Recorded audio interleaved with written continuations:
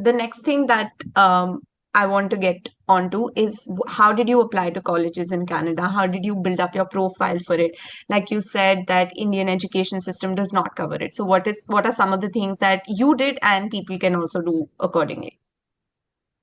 Well, I think the one of the main things that you need is, of course, a bachelor's degree with a good GPA. So having a strong academic track record really helps. Along with that, you need really great academic references. You have to smartly choose your academic references. For example, for me, I chose somebody who supervised my research when I was in university. My second reference was somebody who was my professor, but also supervised me culturally and has been through all of my cultural milestones. Because he could see how I was able to balance both my extracurriculars, as well as my academic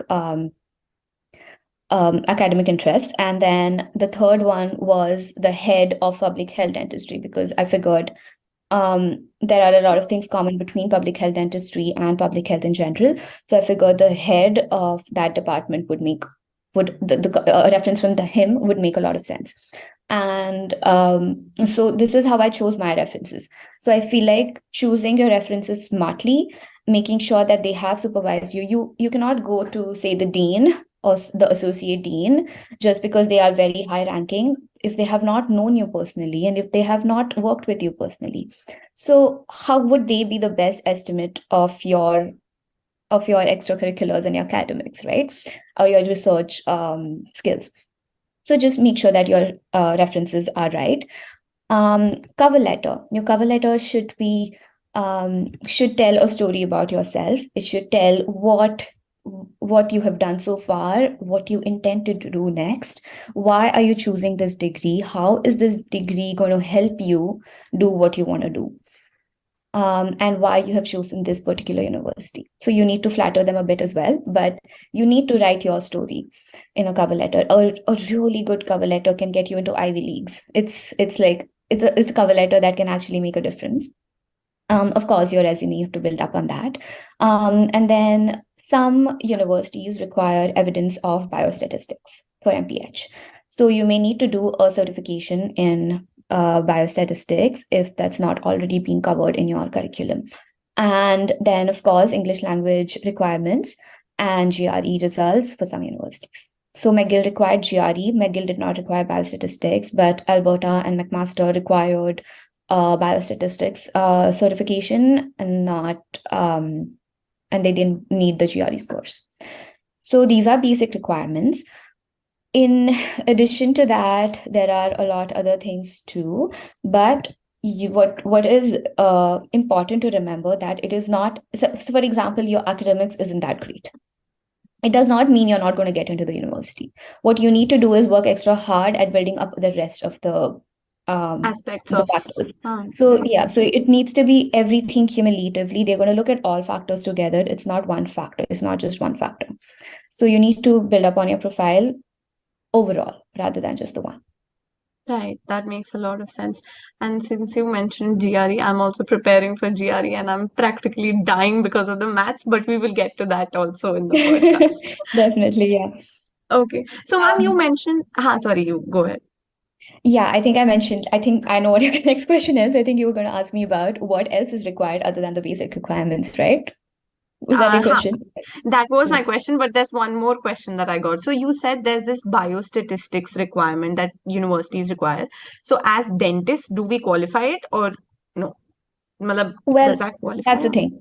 Well, that's the thing. As dentists, biostatistics is not covered in our curriculum, correct? So Okay. in that case, what you need to do is reach out to the universities that you are interested in applying to, and you tell them that this was not covered. So what are the certifications that you approve of?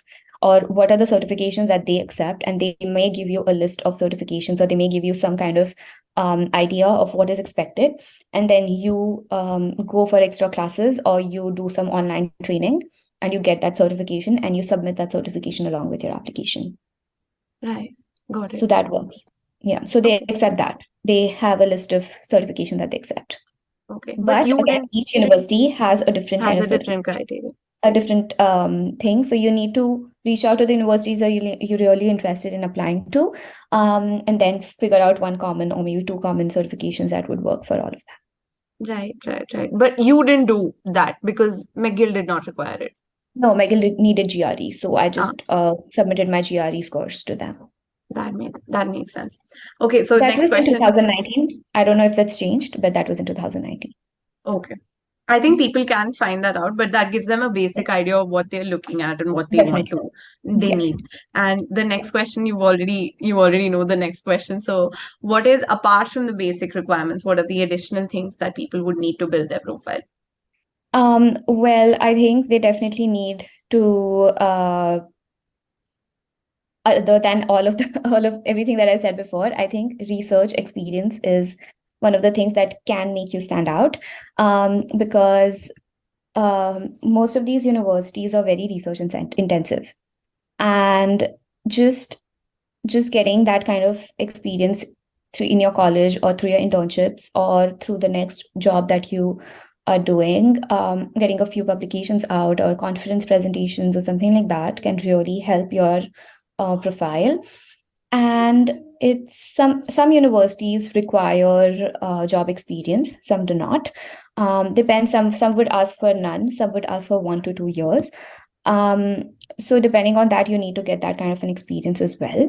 And then if say they do not require an experience, then you can always go for an internship. So what I did was I only applied to universities that did not require a work experience, but I completed internships during that time. So I did a public health internship with KEM Hospital in Pune. They had a community medicine department, and I used to go with them to in a mobile ambulance, and I used to go into remote villages, and I used to be there just to provide kind of health promotional advice.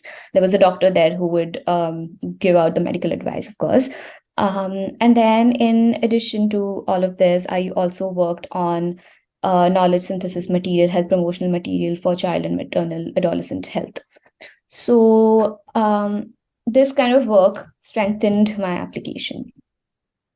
That makes So sense. that always helps. Because I do have people, let's say, who have done their BDS, they've passed out, and in fact even MDS clients who want to get into the MPH field, Hmm. they don't, let's say they don't have any research experience. So can just additional work experience like you've done, maybe internships, maybe volunteering, will that actually help in building the profile? Because outside of college, research karna is a little bit more difficult than to do it when you're in college. So would that Yeah. help? That would help, definitely, yes. Like I said, there is no hard and fast rule to an application. They look at the overall strength of the application rather than individual factors. And if your strength is in your work experience or your internship experiences, then not having such a strong research experience wouldn't really matter as Matter. much. That makes sense. That makes a lot of sense. So